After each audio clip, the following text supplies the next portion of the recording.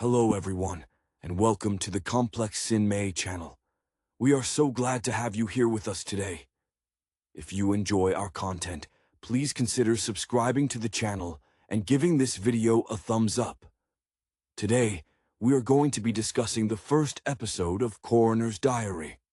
The opening scene immediately immerses us in a world of meticulous procedure and quiet dread, characteristic of the early works of directors fascinated by institutional bureaucracy, perhaps echoing the stark realism found in some of Krzysztof Kieślowski's early Polish films. We are introduced to Dr. Chengen, a forensic pathologist whose dedication to his craft borders on the obsessive, a trait likely forged during his early, perhaps grueling, residency years, where precision was the only barrier between justice and error. His current investigation concerns a rather perplexing death, one that defies the immediate superficial observations. The narrative swiftly moves to the procedural aspect, introducing the lead detective, Chengen, a man whose reputation precedes him. Known for his almost uncanny ability to see the patterns invisible to others, a skill perhaps honed during a less glamorous but equally demanding earlier career in crime scene investigation before moving up the ranks. Chengen is presented as relentlessly focused, driven by an internal clock that ticks only towards solving the puzzle presented by the deceased. Their initial interaction is tense, a professional dance between the objective science of the morgue and the subjective necessity of the criminal investigation. As they delve deeper into the case, a seemingly straightforward suicide initially, the subtle anomalies begin to surface. Chengen's careful dissection reveals inconsistencies in the ligature marks and the toxicology report, details that snag the attention of a seasoned professional who has seen too many obvious cases turn into complex homicides. This echoes the slow burn of procedural dramas where the truth is revealed not in a sudden flash, but through accumulated, undeniable evidence. The investigation leads them to interview a grieving family member whose performance of sorrow seems just slightly too polished, a detail that catches Chengen's perceptive eye.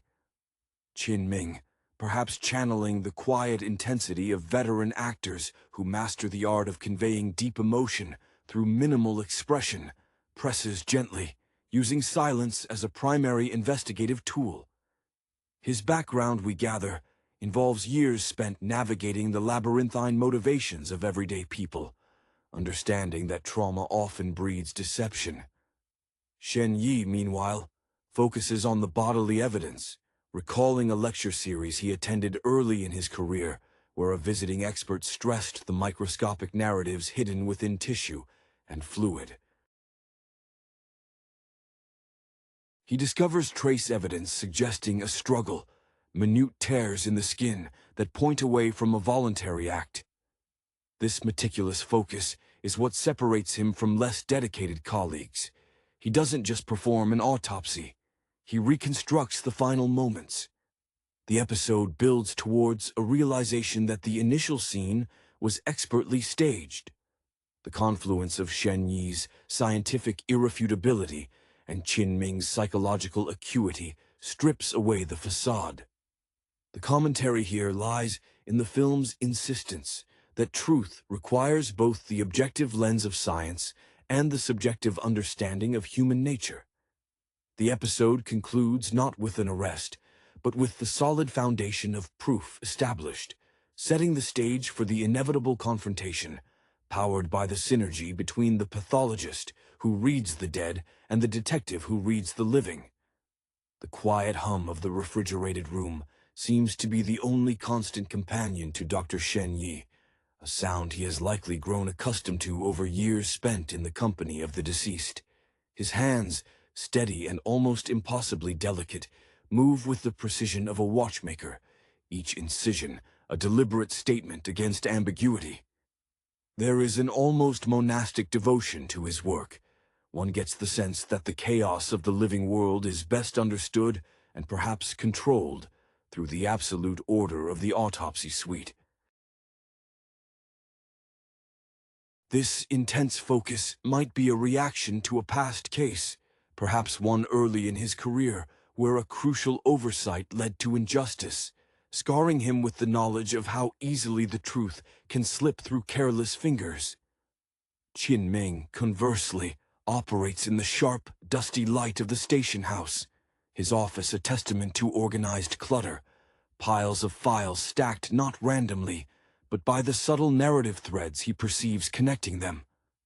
His earlier life, perhaps a stint as a uniformed officer walking beat in a notoriously complex district, taught him the rhythm of human desperation and deceit, the unspoken language of guilt. When he interacts with Shen Yi, there is a mutual recognition of shared dedication, though their methodologies clash. Qin Ming views the body as a final witness statement, while Shen Yi sees it as a complex biological document needing rigorous translation. In one scene, as they review the staged suicide site photos, Qin Ming leans in, his gaze lingering on the angle of the victim's slumped posture. He notes the slightly too perfect placement of a discarded note, a detail a panicked person would likely miss. It's this emotional literacy that complements Shen Yi's scientific detachment. Shen Yi, upon examining the victim's neck tissues under high magnification, feels a familiar surge of professional vindication mixed with a grim sadness. He identifies microscopic bruising consistent with defensive wounds, evidence that whispers a story of sudden, violent resistance. He recalls a mentor, a legendary forensic scientist whose autobiography stressed that the dead often fight back, even in silence. The tension heightens during the interrogation of the primary suspect, a business partner who presents an air of wounded respectability. Qin Ming employs the technique of active listening, letting the suspect fill the silences with increasingly nervous explanations. The detective's expression remains neutral, a carefully maintained mask honed through countless interviews, a skill he probably refined when he needed to coax information from unwilling witnesses in high-pressure situations years ago. He is waiting for the moment the practiced performance cracks. Shen Yi's contribution arrives via a detailed report on residual fibers found beneath the victim's fingernails, not fibers from the victim's clothing, but a synthetic blend common in high-end industrial cleaning supplies. This is the concrete detail, the physical anchor that Qin Ming's psychological profile desperately needed. The synergy between them is palpable. One builds the emotional scaffolding of the crime, the other locks the structure into place with irrefutable physical proof. The episode leaves us understanding that while science provides the evidence, it is human intuition, shaped by lived experience, that ultimately synthesizes the pieces into the complete, damning narrative of murder. The atmosphere in the cramped evidence room, smelling faintly of disinfectant and stale paper, seems to amplify the gravity of their findings. Shen Yi stands slightly apart, reviewing the fiber analysis slides on a light box, his face illuminated by the harsh white glow, giving him an almost spectral appearance. His dedication is not merely intellectual, it carries an emotional weight, a quiet burden he shoulders for those who can no longer speak for themselves. We sense that his early career was marked by intense competition, perhaps pushing him to become the best, not for glory, but for the absolute certainty of the truth he uncovers. He handles the evidence slides with the reverence one might afford ancient texts. Qin Ming paces the perimeter of the small room, his movements economical and sharp, the well-worn leather of his shoes squeaking faintly on the linoleum. His earlier life, perhaps spent navigating the murky ethical waters of internal affairs before settling into homicide, instilled in him a profound skepticism toward surface appearances.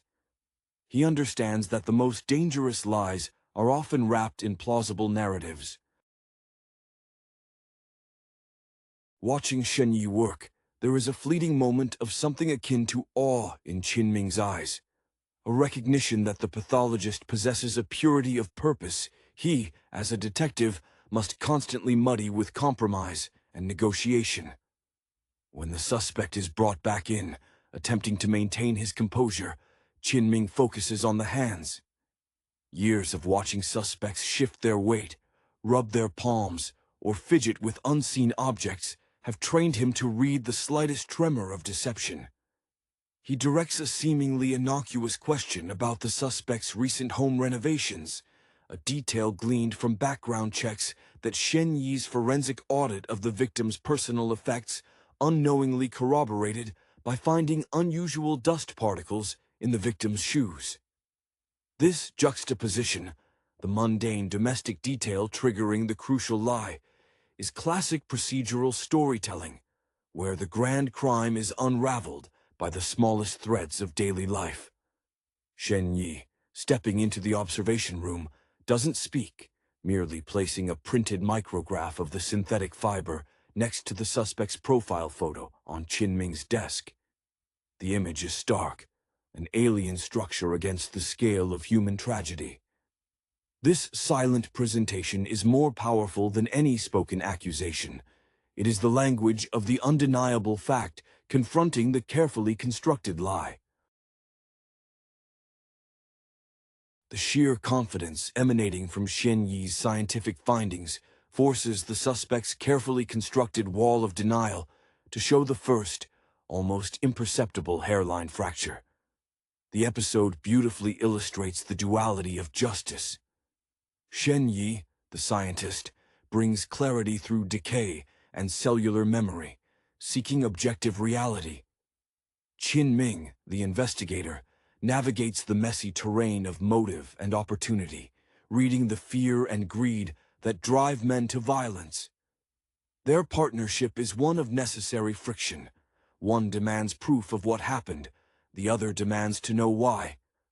By the close, the emotional temperature has risen not from shouting, but from the quiet, suffocating pressure of truth being assembled, piece by undeniable piece, ready to expose the culprit hidden in plain sight. The transition from the sterile confines of the evidence room to the bustling, albeit controlled, environment of the precinct bullpen marks a shift in focus, moving the narrative from the absolute certainty of biological fact toward the necessary ambiguity of human motivation.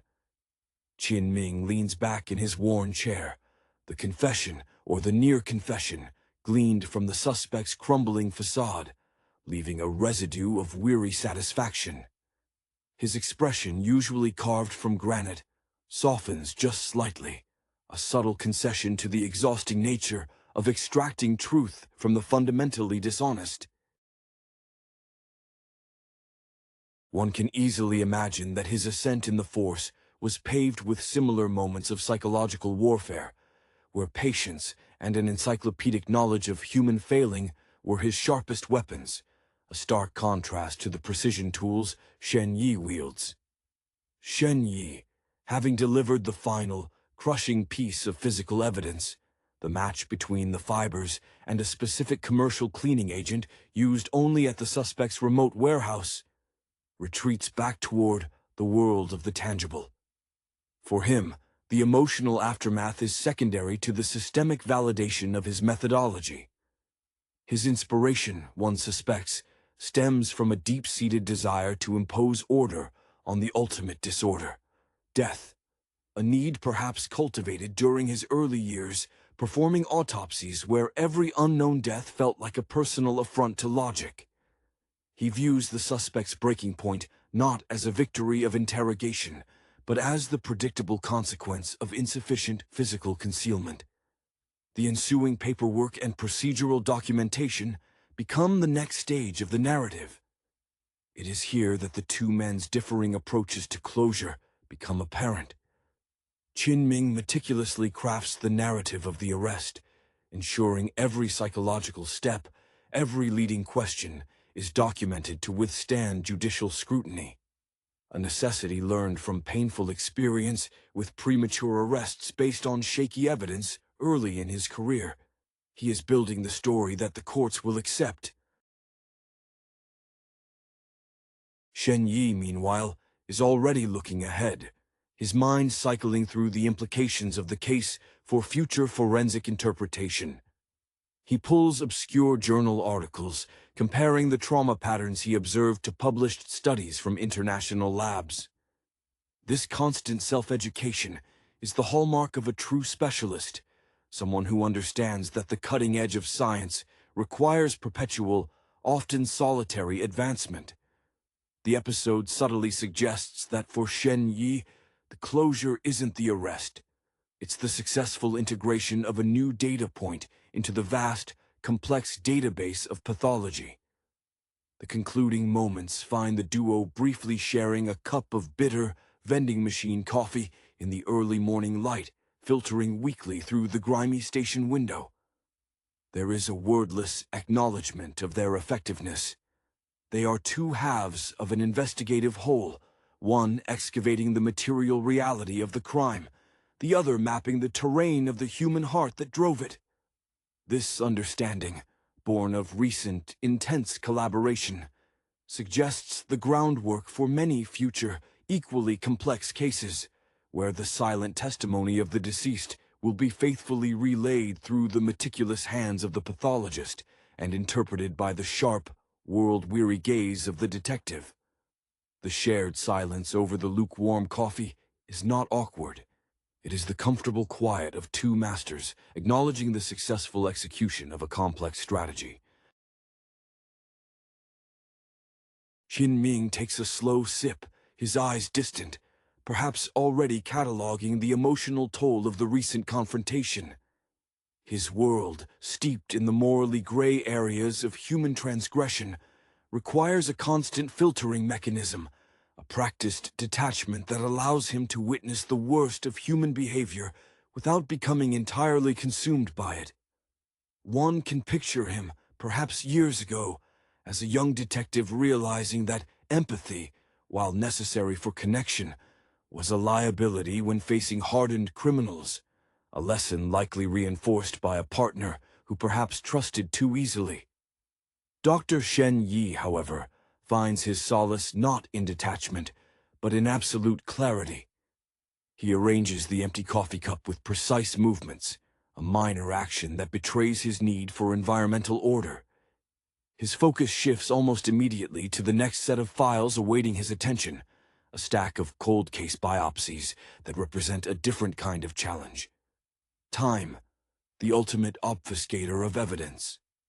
For Shen Yi, the lingering satisfaction comes from the knowledge that the physical evidence collected today will remain immutable, impervious to the shifting sands of memory or manufactured testimony that plagues Qin Ming's court preparations.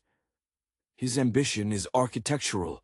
He builds undeniable truths from dust and tissue. The narrative subtly introduces the broader institutional reaction to their success.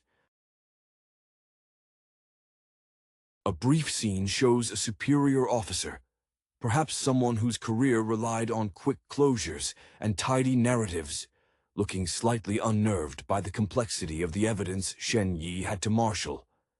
This superior, likely a product of a more politically motivated era of policing, represents the bureaucratic inertia that both Shen Yi and Qin Ming must constantly circumvent, the system valuing speed over exhaustive accuracy.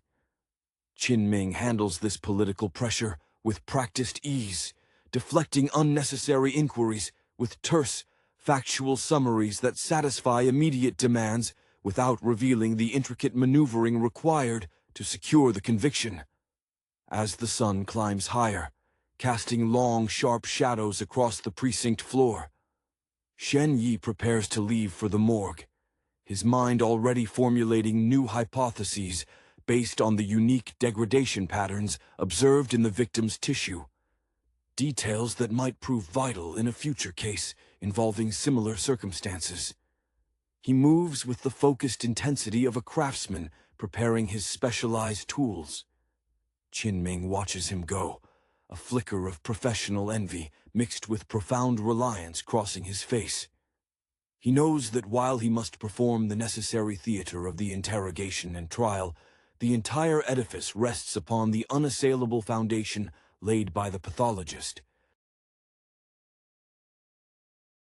The detective understands that his own early inspirations might have come from hard-boiled novelists who idealized the lone investigator. But the reality of modern justice, as proven in this episode, demands a partnership between the scientific investigator who reads the dead and the psychological investigator who interprets the living, both bound by an unyielding commitment to seeing the precise, if often uncomfortable, truth. The air in the station lobby, thick with the mingled scents of bad coffee, old cigarette smoke from decades past, and the faint metallic tang of city grit, serves as a stark contrast to the antiseptic world Shen Yi is returning to. As he waits for his transport, he pulls out a small, worn notebook, its pages filled with cramped anatomical sketches and equations that look more like arcane symbols than medical notes. This book, a constant companion since his early university days, obsessed with microscopic detail, a period where he famously spent weeks dissecting a single specimen to map every capillary, is his sanctuary. He isn't just documenting the case, he is reverse engineering the failure of human life, finding beauty in the immutable laws of biology that govern the victim's final moments. Qin Ming, meanwhile, is engaged in a necessary, if tiresome, conference call with the prosecutor's office. His voice, low and steady, weaves the narrative thread of the investigation, translating Shen Yi's cold, hard data into compelling, human-centric language that a jury can digest. He employs anecdotes and careful rhetorical pacing, skills he honed when he was a young training officer, tasked with teaching rookie cops not just the law, but the art of presence, how to command a room without raising one's voice.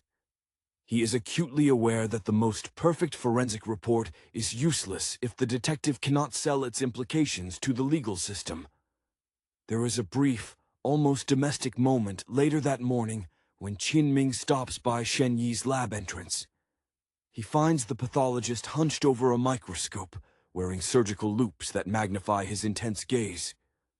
Qin Ming doesn't interrupt the focus, instead placing a fresh, sealed container of high-quality, ethically sourced tea beside the workstation, a small, unspoken offering of camaraderie. Shen Yi merely nods, his eyes not leaving the eyepiece, acknowledging the gesture as a necessary fuel for the work, much like the complex chemical reagents he relies on daily. This exchange speaks volumes about their evolving respect. Qin Ming recognizes that Shen Yi operates on a different frequency, driven by a purer, almost intellectual curiosity about the mechanisms of death, untainted by the need to manipulate the living. Shen Yi, in turn, knows that Qin Ming possesses the necessary coarseness, the human understanding of leverage and pressure, required to turn scientific certainty into judicial consequence. The shadow of the completed case lingers, not as a source of celebration, but as a brief moment of equilibrium before the next inevitable tragedy lands on their respective desks, demanding the same relentless combination of cold science and hot intuition. The departure of the precinct transport leaves Shen Yi alone again in the quiet of the forensic facility, a space where time seems to distort, slowed down by the meticulous pace of preservation and analysis. He returns to the cold case files, the previous successful investigation already fading into routine data points in his internal ledger. His early aspirations, perhaps fueled by scientific biographies that lauded pioneers of pathology who revolutionized identification techniques, demanded this perpetual motion toward the next unknown. He finds an unexpected kinship with the older cases. They offer no deceit, only obscured facts waiting for the right lens. He handles a slide from a decade-old, unidentified case, his movements imbued with a patience born from years of waiting for technology or insight to catch up to a physical reality already established. Meanwhile, Qin Ming faces the necessary evil of media relations. He stands before a bank of blinking cameras, his tie perfectly knotted, his face carefully composed, the image of disciplined authority. His years of specialized training, which included modules on public relations and managing high-profile crime narratives, come into play. He frames the resolution of the suicide-turned-homicide not as a dramatic victory, but as the inevitable outcome of competent, thorough police work, subtly redirecting praise toward the unseen scientific rigor of the medical examiner's office. This calculated modesty is a defensive tactic, learned from observing how overzealous declarations can backfire spectacularly in court or invite unwanted scrutiny onto deeper institutional failings. Later, while reviewing the final evidence logs, Qin Ming finds himself momentarily distracted by a photograph from the crime scene, a family portrait left carelessly on a table near the staged suicide note. He stares at the smiling faces, an involuntary wave of empathy briefly disturbing his professional veneer. This is the burden he carries, the knowledge that behind every successful resolution lies a fractured reality he can only partially mend. He often reflects on a time early in his career, perhaps a devastating case involving a child victim, where his inability to fully grasp the perpetrator's mind left him feeling inadequate, a feeling he now compensates for by relying rigorously on undeniable physical proof. The relationship between the two men deepens through these parallel processes. Qin Ming understands that Shen Yi's detachment is not coldness, but a necessity to process the grotesque without succumbing to paralyzing horror. It is his way of maintaining intellectual distance, so the truth remains pure. Shen Yi recognizes that Qin Ming's willingness to engage with the messy, emotional undercurrents of the crime is what bridges the gap between the lab report and the jail cell. Their ongoing dialogue, often conducted through concise emails referencing specific findings or case numbers, forms a private language understood only by them, a language built on the shared, unspoken understanding that they are the only ones truly capable of translating the language of violent death into the language of human accountability. The conclusion of this initial episode settles them firmly into their rhythm, two specialized instruments calibrating perfectly for the discordant symphony of urban crime. The arrival of the next case file brings an immediate shift in the emotional landscape of their professional lives, a sharp lurch away from the closure of the last investigation. This new file, delivered with a hurried urgency that belies the quiet sanctity of the morgue, concerns a young woman found in a seemingly isolated industrial park, the circumstances suggesting not a carefully planned staging, but a desperate, chaotic end. Shen Yi receives the preliminary photographs with a grim tightening around his jaw, a subtle physical manifestation of his engagement. His response is immediate and internal, a rapid mental checklist of necessary procedures, perhaps triggered by early training, where hesitation in the face of unexpected trauma could mean the permanent loss of crucial biological data. Qin Ming enters the morgue later, carrying not a file, but a steaming thermos, a silent gesture suggesting that the pace has already escalated beyond vending machine coffee.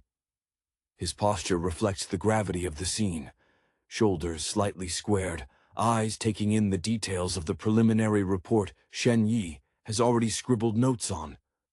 This new victim presents a different kind of challenge.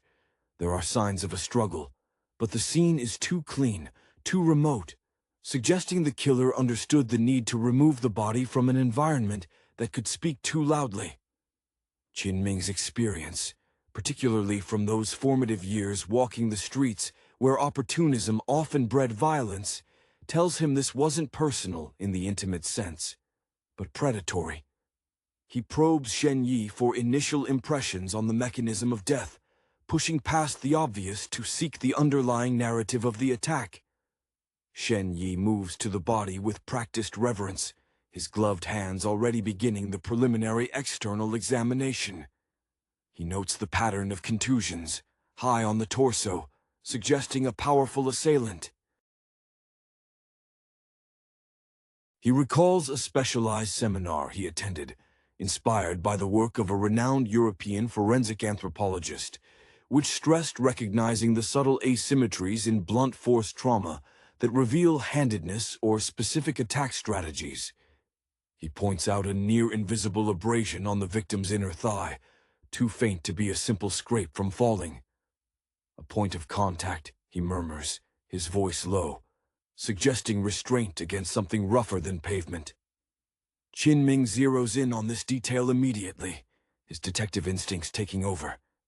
He cross-references the location, an abandoned warehouse district with known local criminal activities.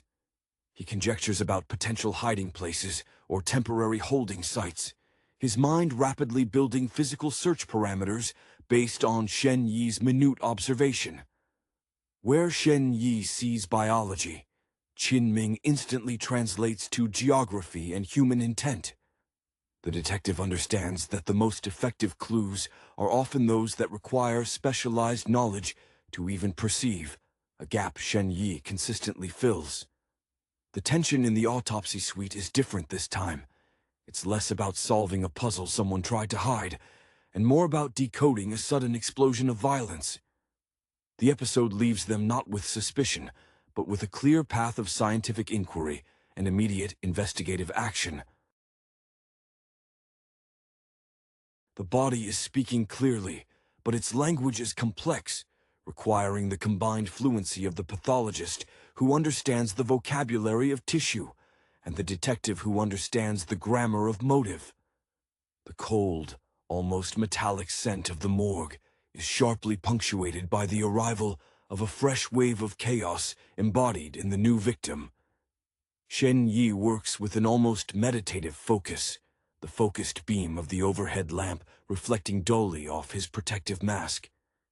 He is dissecting the narrative written on the victim's skin, each bruise and laceration catalogued with the unemotional dedication of a historian preserving fragile artifacts.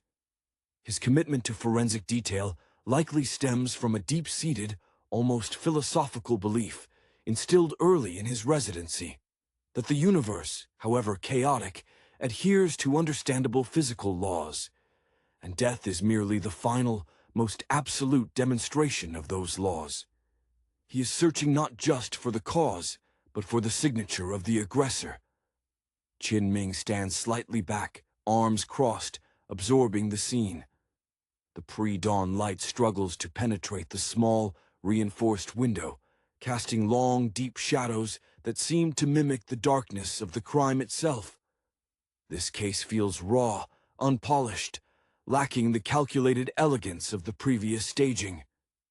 Qin mind races, pulling from his years navigating the unpredictable nature of street crime, the impulsive violence that leaves fewer clues than premeditated acts. He remembers a particularly brutal, unsolved case from his earlier detective work, where the perpetrator was identified only through highly specific soil traces on the victim's shoes, an error he is determined not to repeat.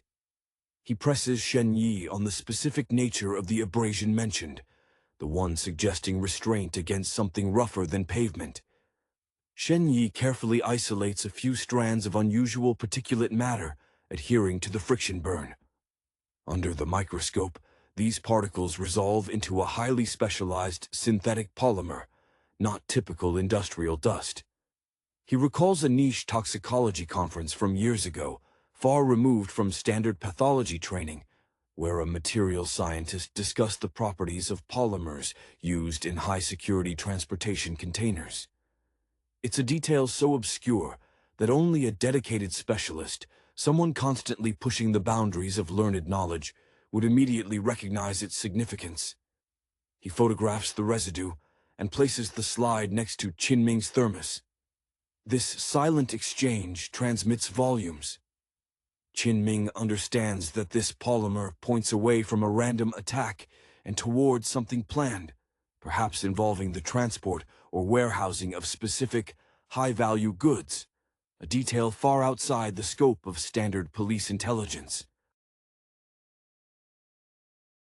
He immediately tasks his junior officers with cross-referencing local businesses utilizing specialized polymer containment units, shifting the investigation from a broad search to a highly targeted inquiry based on invisible physical evidence.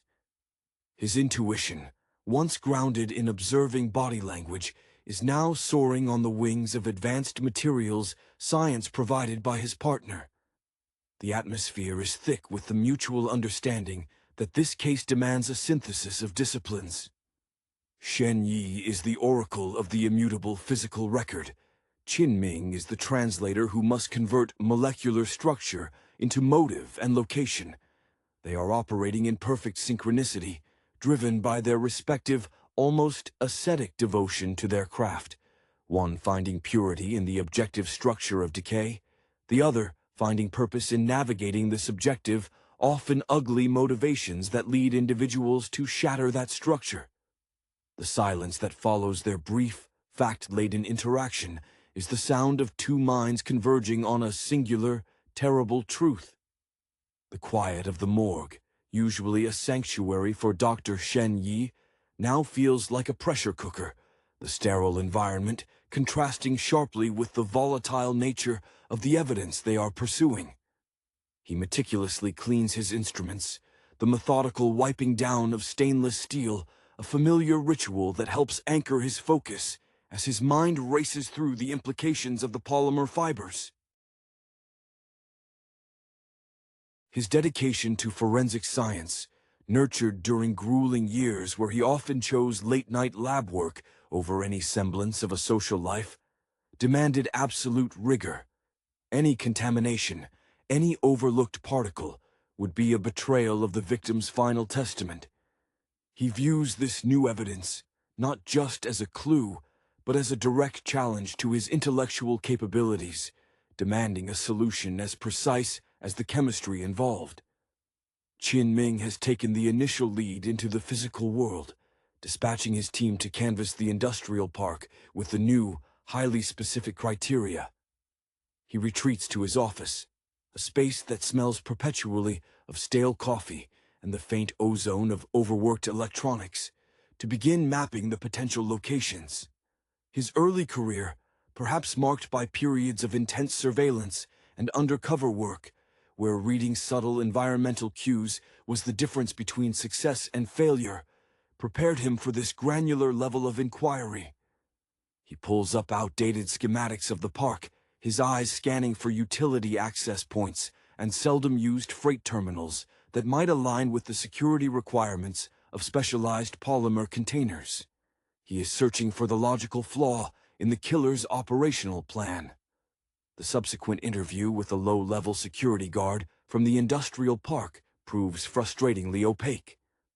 The guard, a man whose demeanor suggests deep-seated fear of losing his meager employment, offers vague recollections. Ming employs his soft interrogation technique, a method he refined during his time working complex fraud cases where suspects were often more terrified of their employers than the police. He doesn't accuse, he offers plausible routes to cooperation, focusing on minimizing the guard's personal liability. He uses silence not as a weapon, but as an invitation for the truth to rush in and fill the void. While Ming navigates the unreliable terrain of human testimony, Shen Yi receives an unexpected data transmission from a former colleague now working overseas, a reference confirming the high-security use of the specific polymer, often associated with sensitive international logistics, suggesting the victim might have stumbled upon something far more organized than a local predator. This external validation bolsters Shen Yi's confidence, moving the investigation from a local homicide to potentially something with wider implications. He synthesizes this information into a concise addendum to his initial report, emphasizing the organized nature implied by the materials used. When Qin reviews the addendum, the fragmented pieces of the puzzle, the remote location, the powerful assailant suggested by the bruising, and now the specialized material, snap together with unnerving speed. The chaotic nature of the death was perhaps deceptive. It was the chaos of a panicked cleanup operation rather than the chaos of the act itself. The episode culminates in Qin leaning over the forensic report, pointing to a highlighted section detailing the polymer. He looks toward the door, sensing Shen Yi's presence even before he enters. The detective now has the where based on the what, understanding that the killer was likely someone with access to high-level logistics, a connection that immediately changes the profile from a random act of violence to a targeted execution connected to clandestine commerce. The partnership proves its worth once again. Science dictates the direction, and instinct navigates the landscape. The shared, unspoken understanding between Qin and Shen Yi hangs in the air, a tangible byproduct of their successful, albeit intense, collaboration. Qin traces the highlighted polymer designation on Shen Yi's printed report with a pen, his movement betraying a quiet satisfaction that rarely surfaces in his otherwise stoic demeanor. His early years in law enforcement taught him the hard lesson that true criminals are rarely the obvious suspects. They are the ones embedded within systems, relying on complexity as a shield. This current case, hinting at organized logistics and potentially illegal trafficking woven into the fabric of the crime scene, plays directly into Qin strength, dissecting intricate webs of deception that extend far beyond the immediate human drama. He sees the polymer not just as a clue, but as a key to unlocking the corporate or criminal structure behind the victim's demise. Shen Yi, having provided the crucial scientific anchor, shifts his focus back to the methodical process of finalizing the internal autopsy report.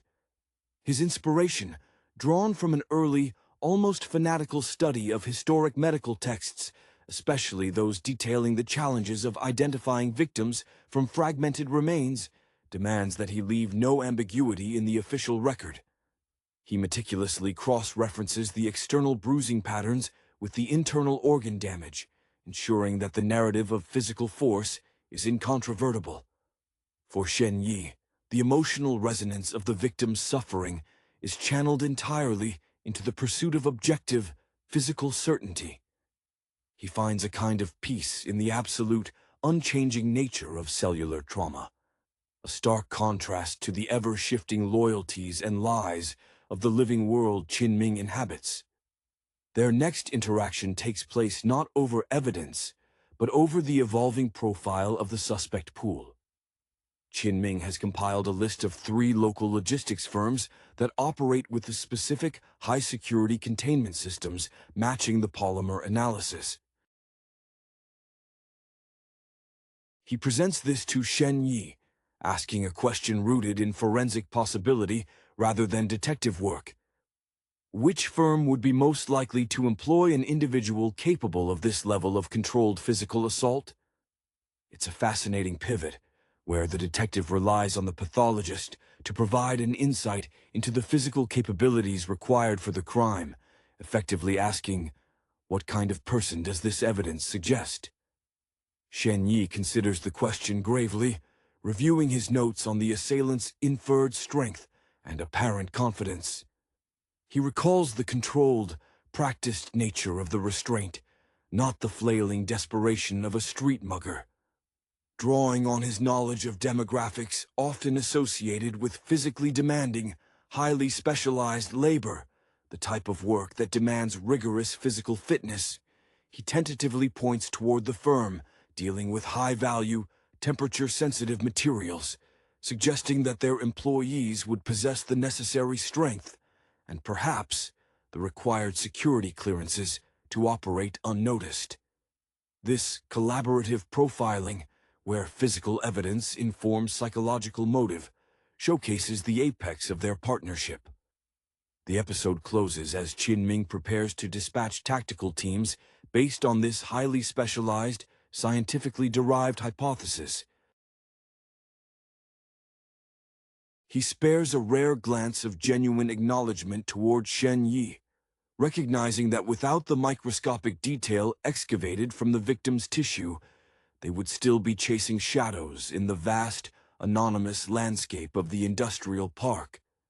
The initial dread of the chaotic scene has transformed into the focused momentum of an imminent confrontation, powered entirely by the synergy between the man who reads the language of dead matter and the man who understands the grammar of criminal intent. The shift in focus toward the logistics firms electrifies the procedural work, injecting a sense of impending action into the otherwise methodical environment. Ming feels the familiar adrenaline surge, the feeling that he is finally closing in on the epicenter of the operation, not just the single perpetrator. His decision to trust Shen Yi's assessment of the physical requirements for the assault, translating biological strength into occupational profile, is a testament to the profound faith he now places in the pathologist's objective readings. He remembers a decade ago dismissing a similar vague fiber clue because his superiors favored eyewitness accounts. That case went cold, a scar on his professional conscience that fuels his current reliance on the tangible. As the tactical teams prepare for the raid on the identified logistics warehouse, Ming allows himself a brief moment to review the victim's background, searching for the narrative thread that led her to this highly specialized, dangerous intersection. The victim, it turns out, was an environmental safety auditor, a woman who likely noticed the discrepancies in specialized storage protocols, the very discrepancies that the polymer suggested. This revelation sharpens Ming's anger. The crime wasn't just murder, but an attempt to silence a meticulous professional trying to uphold order, mirroring Shen Yi's own dedication. In the morgue, Shen Yi is now dealing with the aftermath of his own forensic labor, preparing tissue samples for archival, a bureaucratic necessity that he treats with the same concentration as the initial examination. He is momentarily interrupted by a technician, wide-eyed and slightly intimidated, who asks how he managed to pinpoint the significance of such a rare polymer. Shen Yi pauses, his explanation devoid of ego, but thick with pedagogy. He speaks about the necessity of cross-disciplinary learning, citing a seemingly unrelated paper on deep-sea diving equipment that first introduced him to the polymer's unique molecular signature. He conveys the emotion not through sentimentality, but through the sheer intellectual passion for knowing everything that touches a case. Why? The tension peaks not during the raid itself, which remains off-screen as a necessary procedural step, but in the immediate aftermath when Ming returns, his face grim but resolute. He confirms they apprehended the floor manager, a man with a verifiable background in military logistics who fit the profile of controlled, intense physicality Shen Yi described. Crucially, they also found the containment unit matching the polymer signature, confirming illegal activity far larger than a single homicide. Ming strides directly to Shen Yi's workstation, not to gloat, but to present the next layer of complexity. He slides over a seized digital ledger recovered from the manager's office. "He was covering for someone bigger, Doctor," Ming states, his voice stripped of its usual investigative flair, purely factual.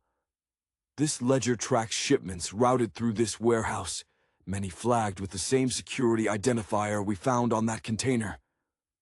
He points to a column of coded entries. "This takes us out of the local jurisdiction and into something far more insulated." Shen Yi leans in, his practiced eye immediately scanning the alphanumeric sequences. His domain is usually confined to the microscopic, but the pattern recognition required to analyze coded logistics data shares a fundamental kinship with identifying complex biological structures. he observes a recurring numerical anomaly within the codes, a subtle internal rhythm. "The sequencing seems deliberate, Detective," Shen Yi notes, pointing to the pattern. "It's not random encryption. It's a key, perhaps related to geographical coordinates or routing manifests. It reads like a highly structured system, attempting to hide itself in plain sight." The partnership shifts once again. The physical evidence has secured the first layer of capture, but the resolution of the why now demands a deep dive into encrypted operational structures. The quiet, satisfying hum of achieved closure has been replaced by the sharper, more intellectual hum of a conspiracy unfolding. The bond between the pathologist and the detective solidifies further. Shen Yi has given Qinming the evidence to challenge the system physically, and now he is providing the conceptual tools to challenge the system intellectually. They are no longer just solving a murder. They are beginning to unravel a carefully constructed enterprise built on secrecy and protected by the very complexity Shen Yi excels at deconstructing. The inaugural episode of Koroner's Diary immediately establishes a tone steeped in the clinical detachment of the medical examiner's office, yet interwoven with the messy, deeply human drama that underscores every case. We are introduced to Dr. Jenny Cooper, whose competence is immediately evident in her precise handling of the deceased. Her background, perhaps hinting at a significant period spent honing her skills in pathology, is suggested by the almost weary efficiency with which she navigates the morgue's stark realities. This initial presentation positions her not just as a forensic professional, but as a reluctant gatekeeper between life and the verifiable facts of death. The episode sets a compelling procedural framework, drawing clear parallels to established medical drama tropes, yet grounding them firmly in the specifics of the coroner's unique investigative role. The victim in question presents a puzzle that demands more than simple cause-of-death attribution. It necessitates an understanding of the circumstances leading to the body's discovery. This pushes Jenny beyond the slab and into the realm of active investigation, a necessary shift that energizes the narrative pace. We observe the interplay between the medical and police elements of the investigation. The detectives, driven by the immediate pressures of solving a crime, often clash subtly with the coroner's need for absolute, evidence-based certainty. Jenny's commitment to scientific rigor is her defining professional characteristic, a trait likely forged through years spent defending findings in courtrooms or facing skepticism regarding ambiguous post-mortem evidence. This is where the series finds its core tension: the collision between the definitive answers offered by science and the subjective narratives of human experience. A crucial element introduced is the personal layer surrounding Jenny. The hints of her private life, perhaps a strained relationship or a past trauma that informs her relentless pursuit of truth in her work, add necessary texture. Many great medical analysts, from Sherlock Holmes's intellectual remove to real-life forensic pioneers, utilize emotional distance as a shield, but here, the cracks in that shield begin to show. We see glimpses of the toll this work takes, suggesting that her professional dedication might be inextricably linked to a personal need for order in a chaotic world. The episode excels in its visual language, utilizing the morgue environment not just as a backdrop, but as a character itself, cold, silent, and ultimately unforgiving of lies. The detailed examination of the body is handled with an unsentimental directness, yet it avoids gratuitousness, focusing instead on unlocking the narrative contained within the physical evidence. This respect for the process elevates the episode beyond mere sensationalism. It speaks to the meticulous nature of forensic science, where every bruise, every discoloration, tells a story that only the trained eye can fully translate.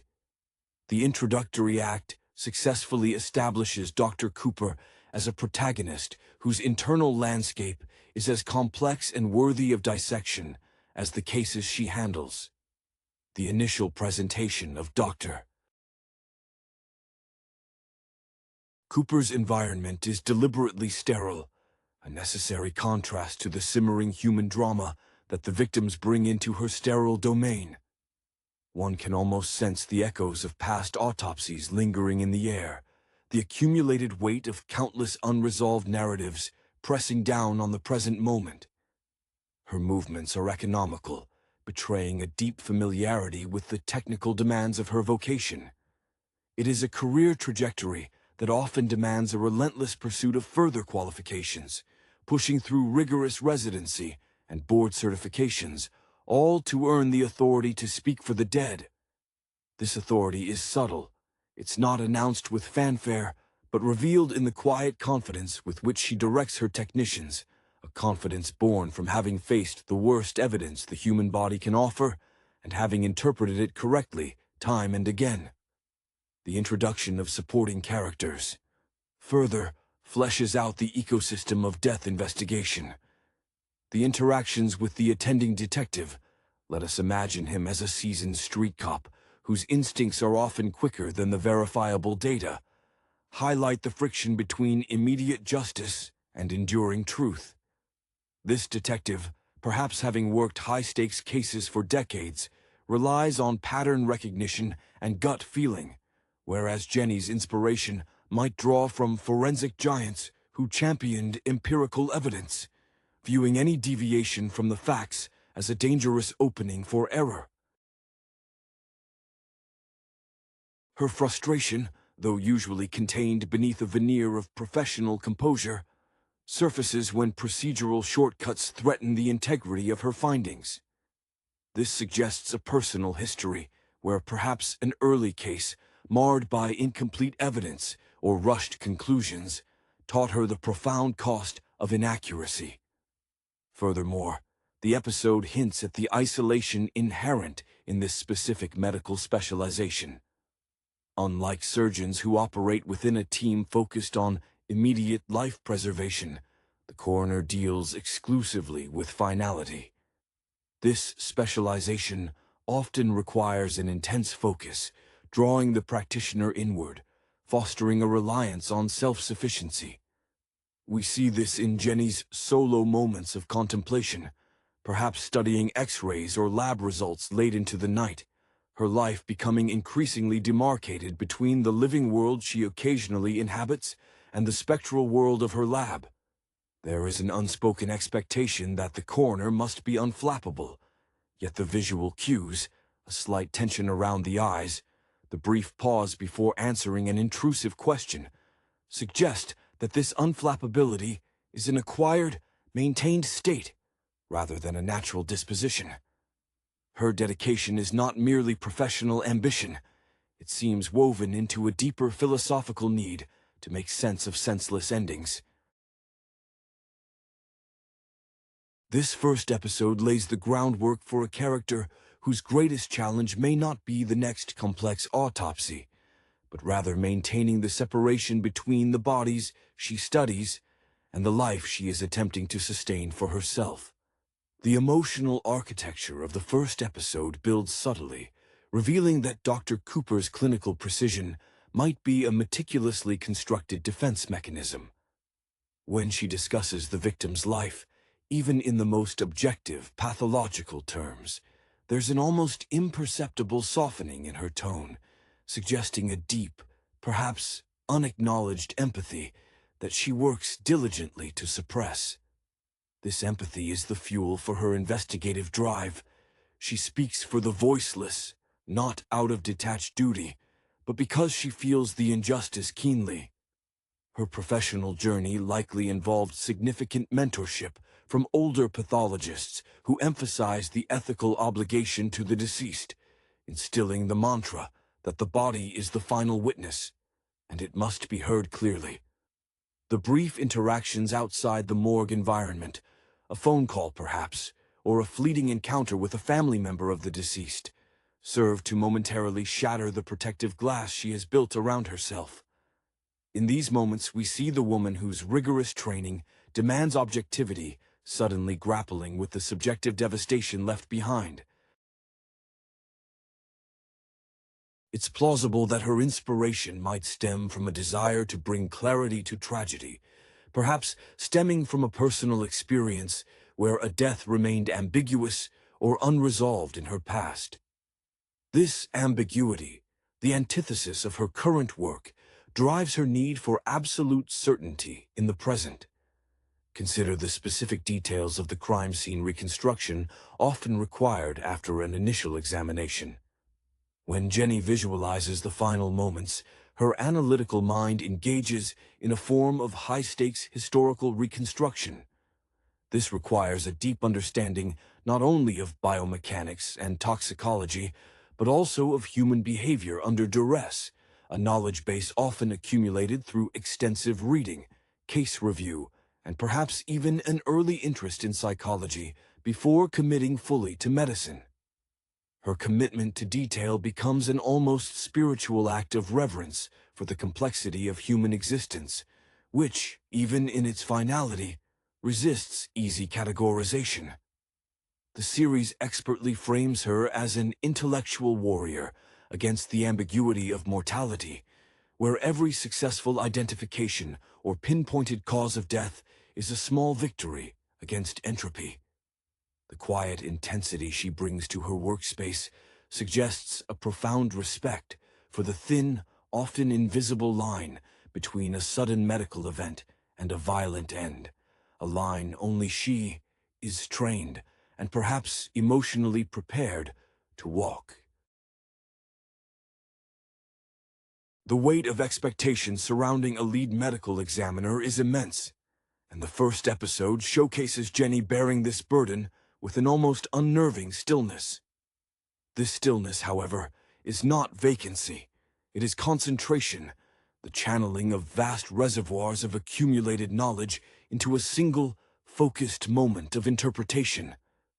Her past career progression, one presumes, involved not only mastering complex laboratory techniques, but also developing an ironclad ability to articulate findings to skeptical juries or grieving relatives. This duality, the precise scientist versus the reluctant communicator, defines her daily struggle. We see glimpses of this strain when she has to translate highly technical post-mortem findings into layman's terms for the police liaison, watching carefully to ensure the necessary nuance is not lost in the translation. The visual presentation of the autopsy room itself contributes significantly to her characterization.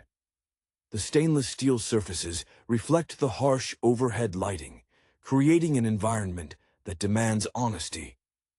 For Jenny, this room is a sanctuary of facts, a place where the pretenses of the outside world cannot survive. Her inspiration might very well be rooted in a desire to reject the superficiality often associated with human interaction, finding solace instead in the undeniable physical truths presented by the body. This isn't a rejection of people, but perhaps a profound exhaustion with their complexities and deceits. Her commitment to thoroughness suggests that she may have experienced firsthand the devastation caused by overlooking a small, crucial piece of evidence, a missed ligature mark, a shadow of internal hemorrhage, in a case that ultimately went wrong or was misunderstood. Moreover, the episode subtly explores the necessary emotional compartmentalization required for such a career.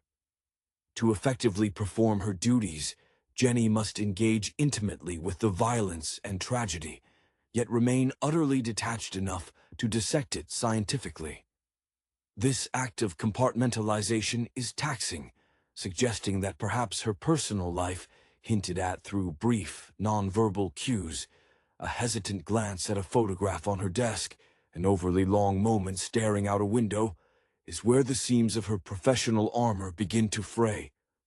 She is a protagonist constantly fighting a psychological battle, using her intellect to control the uncontrollable reality of death. while perhaps failing to exert the same level of control over her own emotional landscape.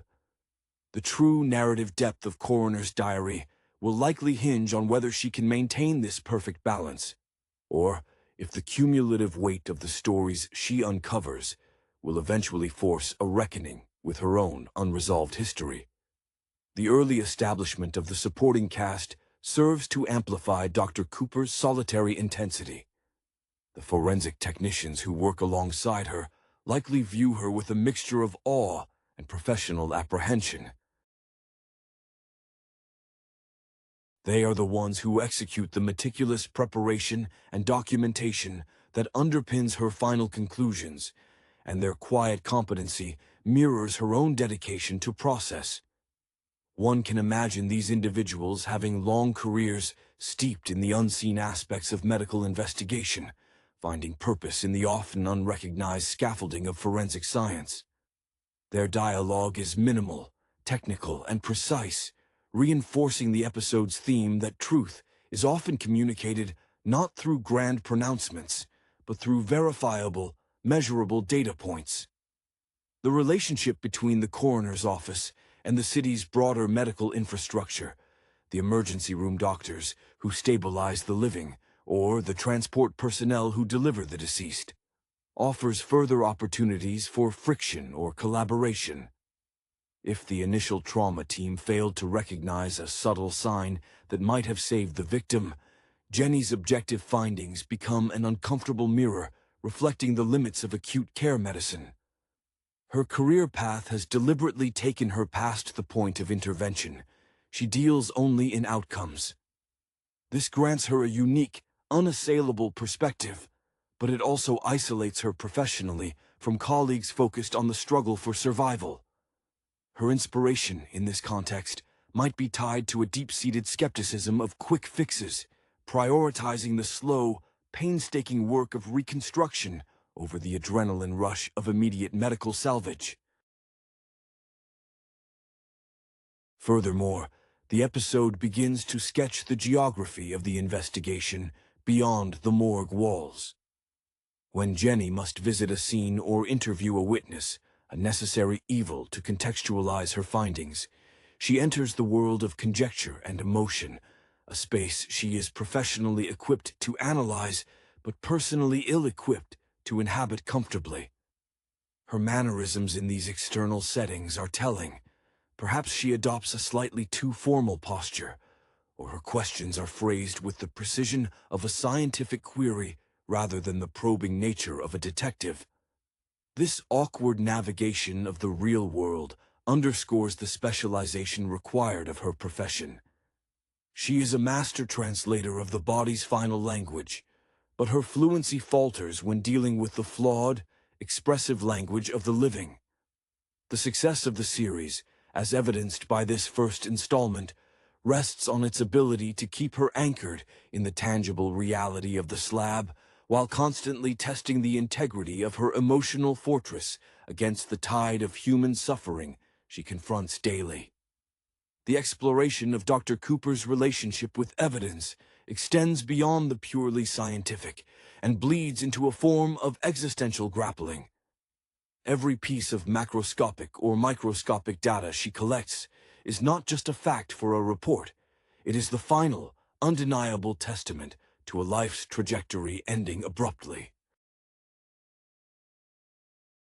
Her dedication to preserving the integrity of the scene and the body suggests a personal conviction that the deceased deserve the most rigorous advocacy possible. This advocacy often puts her at odds with those seeking swift closure. We see hints of a past where perhaps institutional pressure or a particularly high-profile case demanded a faster narrative than the evidence allowed, solidifying her resolve that truth, however long it takes to unearth, is the only acceptable conclusion. Her early career development must have been marked by an almost obsessive devotion to detail, a need to master every facet of anatomy, toxicology, and biomechanics so that no single variable could escape her analysis. The very atmosphere of the morgue, cold and unforgiving, seems to mirror the emotional landscape she has chosen to inhabit. The sounds, the low hum of the ventilation, the clink of instruments, the muffled voices from other stations, form a kind of constant, monotonous soundtrack to her work, a world away from the unpredictable noise of civilian life. It is plausible that her inspiration draws from historical figures in forensic science who pioneered techniques precisely because they understood that the language of the body is often clearer than the testimony of witnesses. She likely reveres those who pushed boundaries to establish evidence admissibility, understanding that the weight of her findings rests not just on accuracy, but on her ability to defend that accuracy against legal or emotional attack. When she interacts with the grieving or the concerned relatives, the transformation in her demeanor is perhaps the most telling character note. The controlled, almost robotic efficiency used in the lab gives way to a studied gentleness, a vocal lowering and softening of posture that acknowledges the immense loss without compromising the scientific impartiality of her role. This effort to connect with the human cost while simultaneously maintaining professional distance is emotionally exhausting. It suggests a profound internal negotiation, recognizing the pain of the living while focusing strictly on the factual narrative of the dead. This episode brilliantly introduces the idea that Dr. Cooper is not merely analyzing bodies. She is constantly managing the fallout of those analyses on the fragile emotional ecosystem of the surviving community, making her role a delicate, high-wire act balancing empathy with absolute, objective truth. The episode deepens the sense of isolation surrounding Dr. Cooper by subtly revealing the intellectual solitude inherent in her expertise.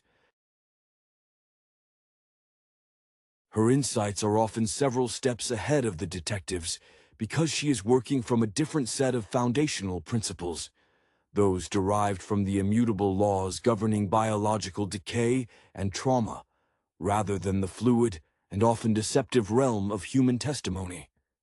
This intellectual gap necessitates a quiet confidence that can easily be misinterpreted by outsiders as aloofness or even arrogance.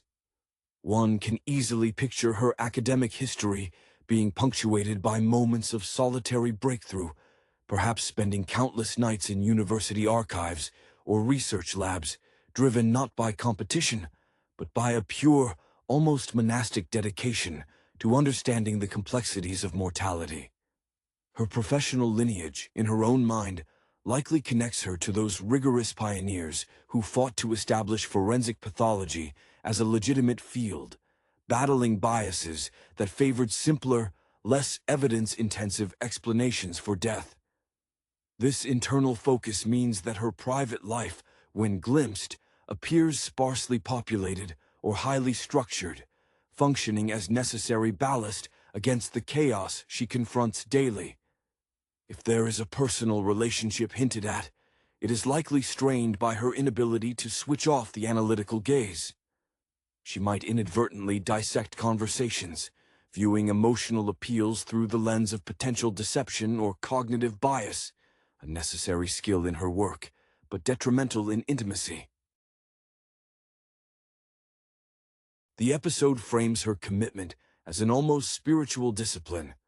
The pursuit of the unvarnished, physical truth becomes her primary moral compass. This intense focus suggests that external validation matters little. The only true measure of success is when the facts align perfectly, providing a clear, undeniable narrative where chaos previously reigned. The visual language continues to emphasize this duality. When she handles instruments, there is a dancer's grace, a learned economy of motion honed over years of practice, where hesitation can mean contaminating crucial evidence. Yet when she pauses to look at a victim's personal effects, a photograph, a worn piece of jewelry, the brief flicker of recognition that crosses her face is the only acknowledgement of the life interrupted. These moments are crucial, demonstrating that she is not a machine, but a highly trained individual who has learned to subordinate her natural human reaction to a higher professional calling. This suggests her career is less about solving murders and more about providing definitive closure, an act of intellectual mercy that she alone is qualified to deliver in the silent courtroom of the morgue. The investigative process detailed in the episode is fundamentally a narrative construction, and Dr. Cooper's role is that of the ultimate editor, refining and verifying the story told by the deceased. Her meticulous documentation and the detailed diagrams she insists upon are not mere bureaucratic requirements. They are an assertion of control over the fragmented evidence of a violent end. We see her engaging in a form of forensic archaeology, brushing away assumptions to reveal the underlying structure of events. This level of detail implies a career built on the philosophy that if you cannot articulate the how with absolute certainty, the why remains speculative and dangerous in the hands of law enforcement or the courts. Her inspiration could easily be traced back to a seminal case early in her training where an unverified assumption led to a miscarriage of justice, cementing her belief that the body's evidence must never be rushed or coerced into a predetermined conclusion. The interaction with the medical examiner's supporting staff often reveals unspoken professional hierarchies rooted in competence. Her technicians are keenly aware that their precise work, the measuring, the sample collection, is only as valuable as Dr. Cooper's ability to synthesize that data into a legally sound opinion.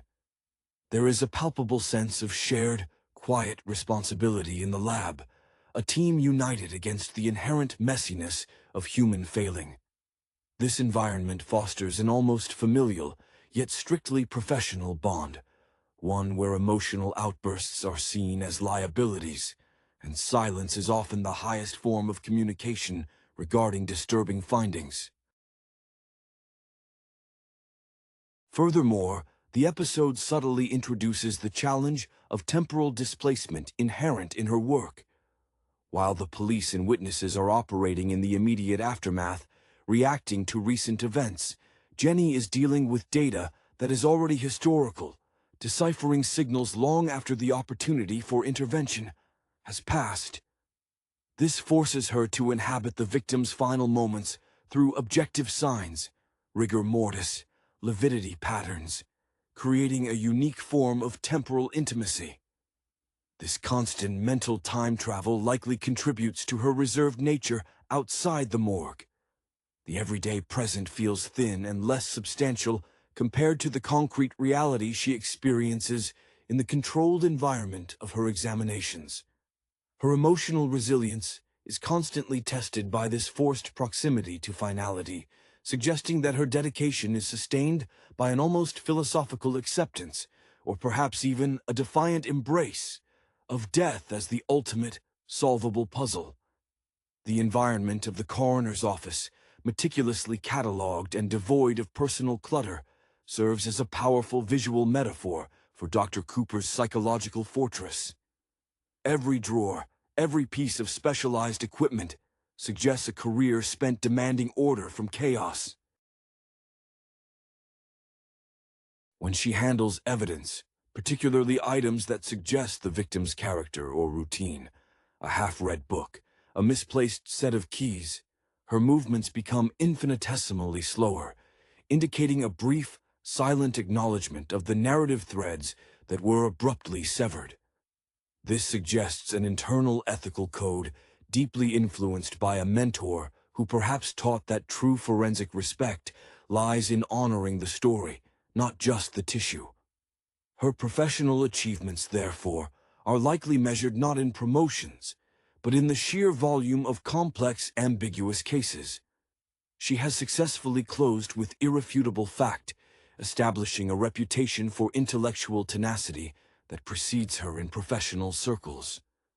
The friction with external agencies, such as the police, serves to highlight the specialized nature of her authority. The detectives operate in the realm of probability and motive. Jenny operates in the realm of certainty and physical causality. Her frustration, though rarely voiced as anger, manifests as an almost painful precision in her explanations, ensuring that every qualification suggests, is consistent with, rules out, is delivered with emphatic clarity. This is the product of a career spent defending findings against cross-examination, where a single imprecise adjective can unravel an entire case. Her inspiration might stem from a deep-seated intellectual passion for systems and mechanics, finding in the human body, even in death, a complex machine whose failure modes can be systematically identified and recorded. Moreover, the first episode hints at the personal sacrifices demanded by this level of commitment. The emotional toll is not derived from the shock of the death itself, but from the sustained, long-term immersion in human tragedy. When she leaves the morgue, the transition is not immediate. She carries the silence and the clinical detachment with her. This suggests that her personal life, if present, is often viewed through a filter of forensic scrutiny, a protective habit that unfortunately distances her from genuine, unstructured connection. The series implies that the very skills that make her an unparalleled medical examiner, her analytical distance, her focus on verifiable data, her intolerance for ambiguity, are precisely the qualities that make normal human relationships difficult to maintain. She has built a career on understanding endings, and perhaps subconsciously, she views any burgeoning relationship as another narrative that is inevitably destined for closure. The episode's careful pacing allows the audience to absorb the forensic ritual, transforming routine procedures into moments of high drama. Dr. Cooper's immersion in the technical aspects, the precise calibration of instruments, the careful segregation of trace evidence, speaks volumes about her career commitment. She views the autopsy suite as a space where bias is systematically stripped away, a purification process necessary before the truth can emerge. This mirrors the approach of legendary diagnosticians who relied on observation over intuition, suggesting that Jenny's own formative experiences involved learning the hard way that the most compelling story is often the one hidden in the least obvious physical marker. Her dedication is not just to the law, but to the physical integrity of the deceased as a historical document. The subtle indications of her domestic life, perhaps just a fleeting visual of an uncluttered but emotionally spare apartment, reinforce the idea that her professional life has colonized her personal sphere. The emotional labor involved in her job, constantly processing the finality of violent or sudden death, demands such severe compartmentalization that the boundaries between self and vocation blur. When she speaks about the victim's potential lifestyle or recent activities, it's delivered with a detached empathy, a desire to reconstruct the person they were, almost as an act of penance for not being able to save them. This quiet sorrow is what differentiates her from purely procedural investigators. She understands the narrative loss, even if she refuses to allow that understanding to taint the factual report. Her professional inspirations likely include figures who revolutionized forensic identification, those who proved that even fragmented remains can speak clearly if interrogated correctly. This historical awareness fuels her patience with difficult cases. Unlike fictionalized detectives who rely on sudden flashes of insight, Jenny's breakthroughs are earned through methodical exhaustion, reviewing slides multiple times, waiting for confirmation from labs in distant cities, refusing to move on until the data yields its secret. The episode masterfully positions her not just as an expert interpreter, but as the last, most devoted advocate for a voice that can no longer articulate its own fate, making her professional stillness a profoundly active state of being. The weight of carrying the city's unresolved narratives rests visibly on Dr. Cooper's shoulders, though she manages this burden with a practiced, almost sculpted composure. The very air around her seems calibrated to a lower frequency, a contrast to the hurried, high-energy environment of the living world she occasionally has to briefly re-enter. Her expertise, forged over years of relentless dedication, means she doesn't just perform autopsies. She conducts forensic excavations, seeking the precise narrative layer that explains the fatal deviation from normalcy.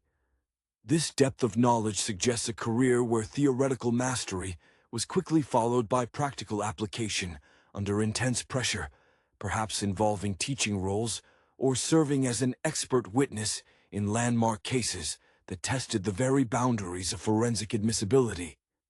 This isolation often translates into a reliance on routine as a source of comfort and control. The placement of every tool, the sequence of her examination, these are anchors against the turbulent sea of human tragedy she navigates daily.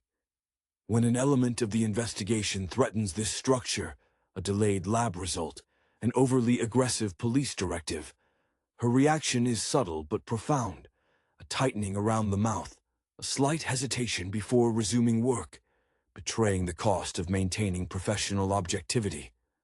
Her inspiration is clearly not derived from the glory of solving high-profile cases, but from the fundamental scientific satisfaction of making the incomprehensible, suddenly, brutally clear. It's a quest for ontological order. The episode cleverly uses the physical space of the morgue to reflect her internal state. The stainless steel reflects light starkly, denying shadows where easy excuses might hide. For Dr. Cooper, this is a place of absolute accountability. When she speaks to the detective, her language is economic, stripped down to its causal essence, often leaving the officers dissatisfied with what they perceive as a lack of imaginative engagement. But for her, imagination is the enemy of evidence. Her success hinges on resisting the narrative impulse until the physical data forces her hand. This constant psychological negotiation between the human desire to find motive and the scientific imperative to find mechanism is the central, exhausting drama of her existence, suggesting that perhaps the greatest case she will ever have to analyze is the ongoing dissection of her own capacity to remain functional at the edge of human suffering. The commitment to absolute causality drives Dr. Cooper's interactions with the few non-forensic professionals she encounters, often revealing a deep-seated wariness of subjective reality. In the rare instances where she must liaise with hospital staff or insurance investigators, those who traffic in the ambiguities of medical history or accidents, her questioning adopts a sharp, almost predatory focus. She seeks to dismantle their professional narratives, not out of malice, but because she knows that the living world is riddled with protective ambiguities that can obscure the final, cold truth. This professional rigor likely stems from early experiences where flawed documentation or incomplete patient histories led to diagnostic errors that she now seeks to prevent in the context of forensic science. Her authority isn't just earned, it's wielded as a necessary shield against the imprecision of others. Her dedication to the deceased often manifests as a quiet, almost obsessive cataloging of the victim's life just prior to death. While the detective focuses on the immediate crime, Jenny seeks the preceding narrative, the last meal, the minute physical stressors, the subtle toxicology markers that indicate a long-term health issue that became acute at the moment of trauma. This deep dive into pre-mortem existence suggests that for her, a death is never just an event. It's the culmination of an entire life's physical history coming to a head. Her inspiration is therefore less about the excitement of the chase and more about the profound responsibility of accurately chronicling this final chapter, ensuring that the victim's life story, however brief or brutal, is factually complete. The emotional landscape of the series subtly introduces the concept of occupational burnout masked as professional excellence. The quiet confidence she exudes is, in fact, a highly disciplined energy conservation method. Every moment not spent dissecting the dead must be spent recuperating from that dissection, leaving little reserve for casual socializing or personal upkeep. The slight tremor that only appears when she's holding a particularly delicate piece of evidence, a child's toy found near a body, for instance, is the only visible rent in her armor, suggesting that her capacity to absorb shock is finite. This hints at a future conflict where a case too emotionally resonant, too similar to an unacknowledged trauma from her past, threatens to overwhelm the meticulously constructed walls between Dr. Cooper, the pathologist, and Jenny, the woman. The first episode thus sets the stage for a character defined by the heavy, necessary silence of those who trade in finality. The episode further explores the almost ritualistic nature of Dr. Cooper's internal processing, suggesting that her greatest battles are fought not against the deceased, but against the intrusive nature of their final stories echoing in her mind. When she reviews the victim's last known movements, pieced together from fragmented evidence, a stray fiber, a faint chemical residue, she engages in a form of mental time travel that is physically taxing. This is not mere speculation. It is high-level cognitive modeling, requiring her to inhabit the constraints of the victim's final physical state, understanding the exact angle of impact or the precise moment the heart failed based solely on objective data.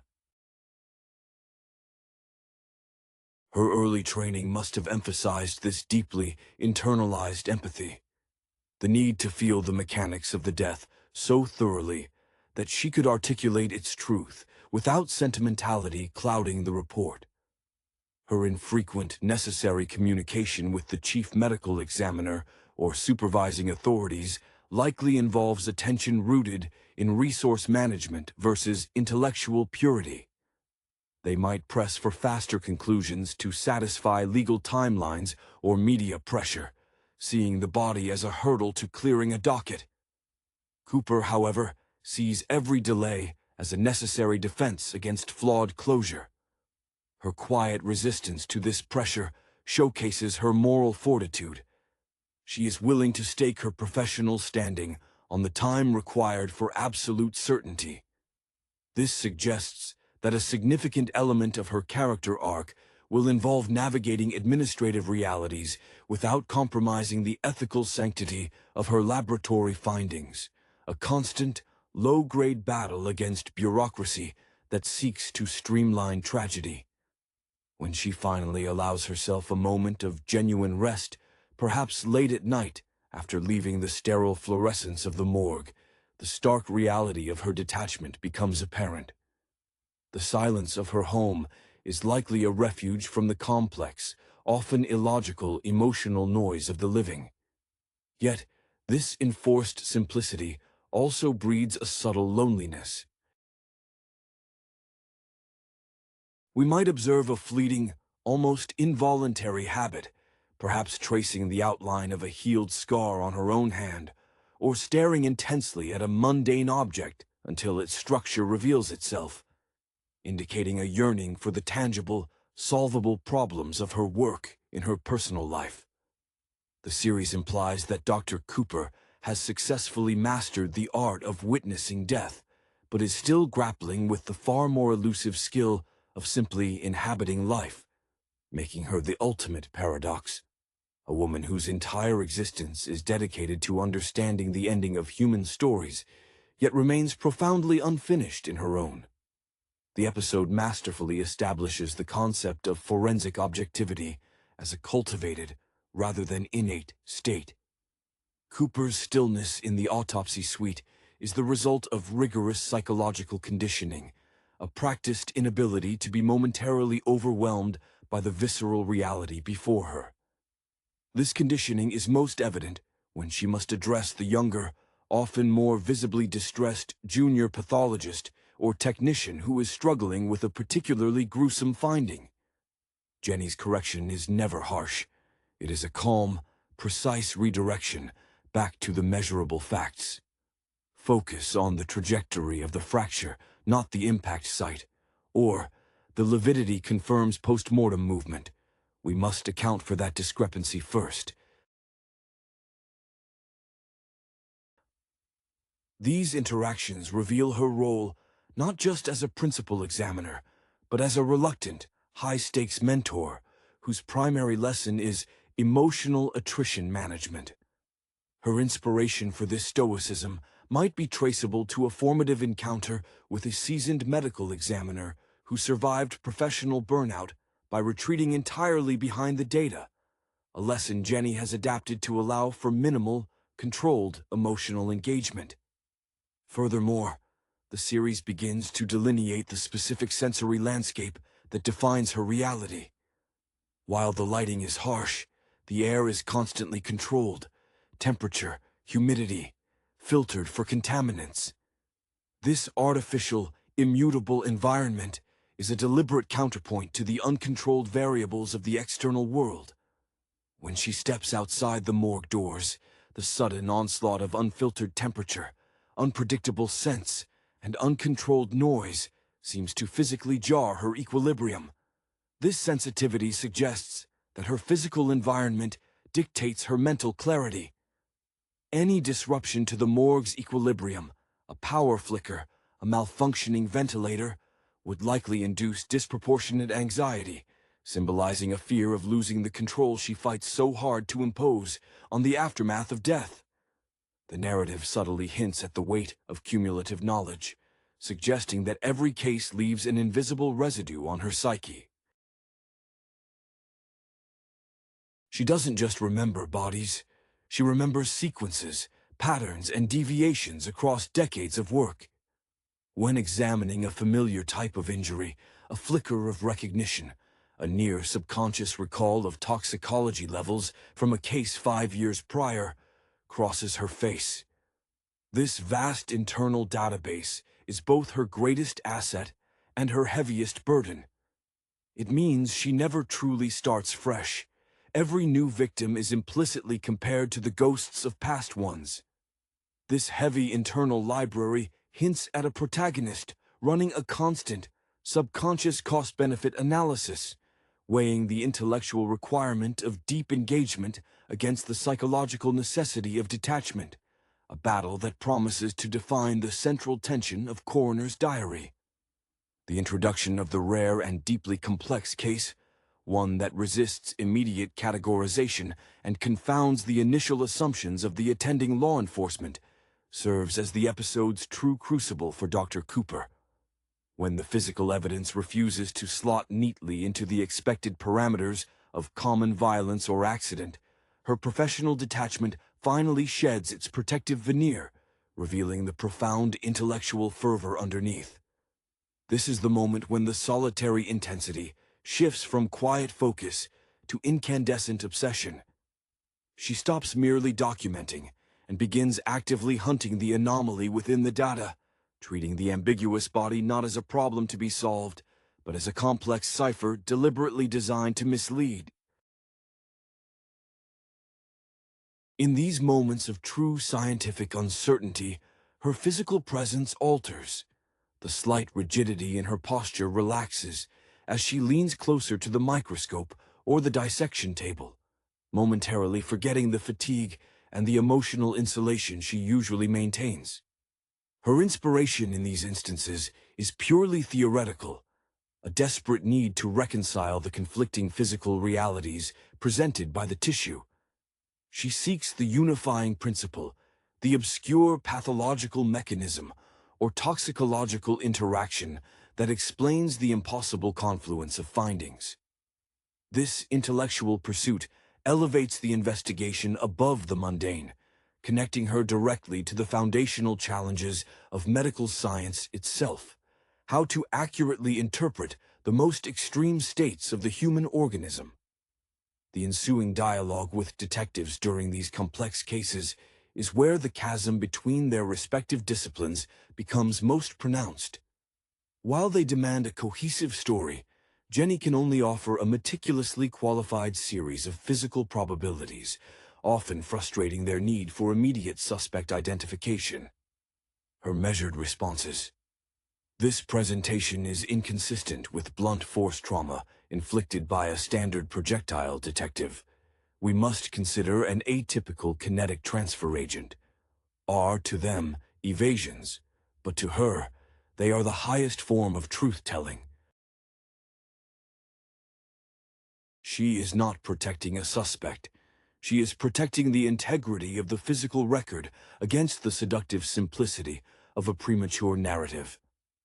The successful navigation of this complex case will not be measured by an arrest, but by the publication quality clarity of her final pathological conclusion, solidifying her internal measure of success. The definitive removal of doubt from the record, regardless of the external consequences. Hello everyone, and welcome to the Complex Cinema channel. We are so glad to have you here with us today. If you enjoy our content, please consider subscribing to the channel and giving this video a thumbs up. Today, we are going to be discussing the first episode of Koroner's Diary. The opening scene immediately immerses us in a world of meticulous procedure and quiet dread, characteristic of the early works of directors fascinated by institutional bureaucracy, perhaps echoing the stark realism found in some of Krzysztof Kieślowski's early Polish films. We are introduced to Dr. Chengen, a forensic pathologist whose dedication to his craft borders on the obsessive, a trait likely forged during his early, perhaps grueling, residency years, where precision was the only barrier between justice and error. His current investigation concerns a rather perplexing death, one that defies the immediate superficial observations. The narrative swiftly moves to the procedural aspect, introducing the lead detective, Chengen, a man whose reputation precedes him. Known for his almost uncanny ability to see the patterns invisible to others, a skill perhaps honed during a less glamorous but equally demanding earlier career in crime scene investigation before moving up the ranks. Chengen is presented as relentlessly focused, driven by an internal clock that ticks only towards solving the puzzle presented by the deceased. Their initial interaction is tense, a professional dance between the objective science of the morgue and the subjective necessity of the criminal investigation. As they delve deeper into the case, a seemingly straightforward suicide initially, the subtle anomalies begin to surface. Chengen's careful dissection reveals inconsistencies in the ligature marks and the toxicology report, details that snag the attention of a seasoned professional who has seen too many obvious cases turn into complex homicides. This echoes the slow burn of procedural dramas where the truth is revealed not in a sudden flash, but through accumulated, undeniable evidence. The investigation leads them to interview a grieving family member whose performance of sorrow seems just slightly too polished, a detail that catches Chengen's perceptive eye. Chengen, perhaps channeling the quiet intensity of veteran actors who master the art of conveying deep emotion through minimal expression, presses gently, using silence as a primary investigative tool.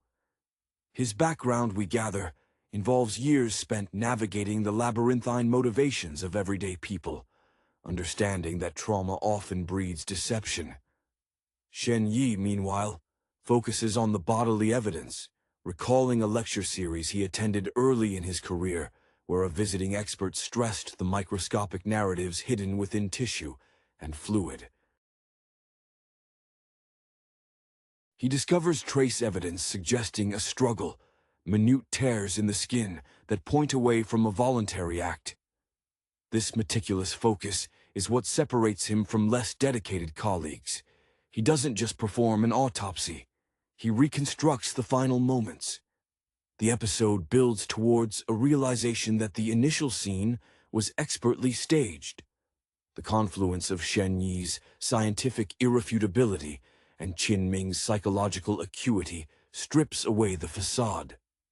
The commentary here lies in the film's insistence that truth requires both the objective lens of science and the subjective understanding of human nature.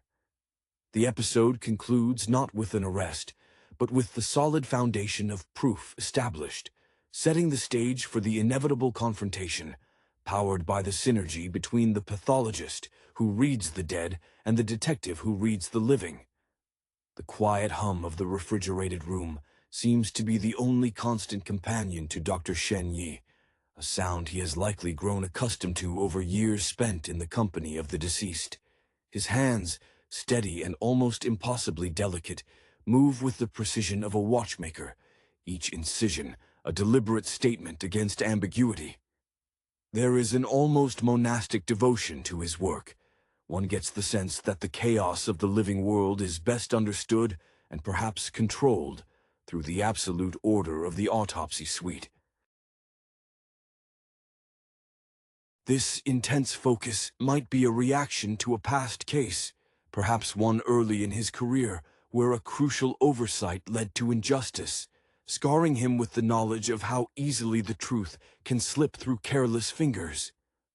Qin Ming, conversely, operates in the sharp, dusty light of the station house, his office a testament to organized clutter, piles of files stacked not randomly, but by the subtle narrative threads he perceives connecting them. His earlier life, perhaps a stint as a uniformed officer walking beat in a notoriously complex district, taught him the rhythm of human desperation and deceit, the unspoken language of guilt. When he interacts with Shen Yi, there is a mutual recognition of shared dedication, though their methodologies clash. Qin Ming views the body as a final witness statement, while Shen Yi sees it as a complex biological document needing rigorous translation. In one scene, as they review the staged suicide site photos, Qin Ming leans in, his gaze lingering on the angle of the victim's slumped posture. He notes the slightly too perfect placement of a discarded note, a detail a panicked person would likely miss. It's this emotional literacy that complements Shen Yi's scientific detachment.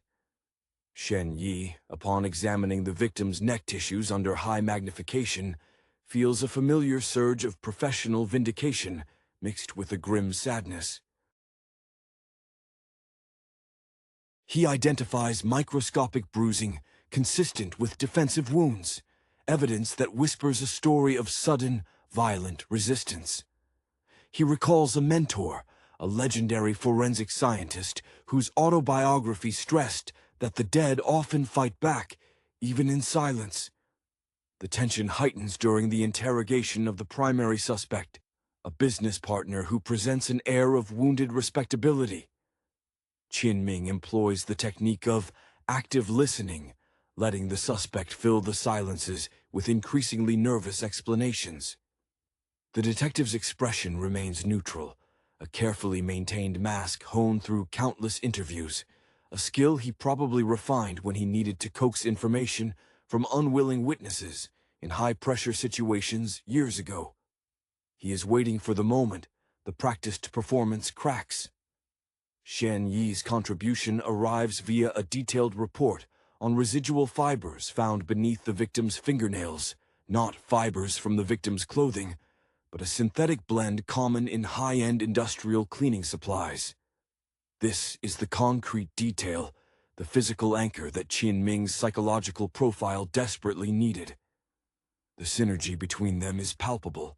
One builds the emotional scaffolding of the crime, the other locks the structure into place with irrefutable physical proof. The episode leaves us understanding that while science provides the evidence, it is human intuition, shaped by lived experience, that ultimately synthesizes the pieces into the complete, damning narrative of murder. The atmosphere in the cramped evidence room, smelling faintly of disinfectant and stale paper, seems to amplify the gravity of their findings. Shen Yi stands slightly apart, reviewing the fiber analysis slides on a lightbox, his face illuminated by the harsh white glow, giving him an almost spectral appearance. His dedication is not merely intellectual, It carries an emotional weight, a quiet burden he shoulders for those who can no longer speak for themselves. We sense that his early career was marked by intense competition, perhaps pushing him to become the best, not for glory, but for the absolute certainty of the truth he uncovers. He handles the evidence slides with the reverence one might afford ancient texts. Ming paces the perimeter of the small room, his movements economical and sharp, the well-worn leather of his shoes squeaking faintly on the linoleum. His earlier life, perhaps spent navigating the murky ethical waters of internal affairs before settling into homicide, instilled in him a profound skepticism toward surface appearances. He understands that the most dangerous lies are often wrapped in plausible narratives.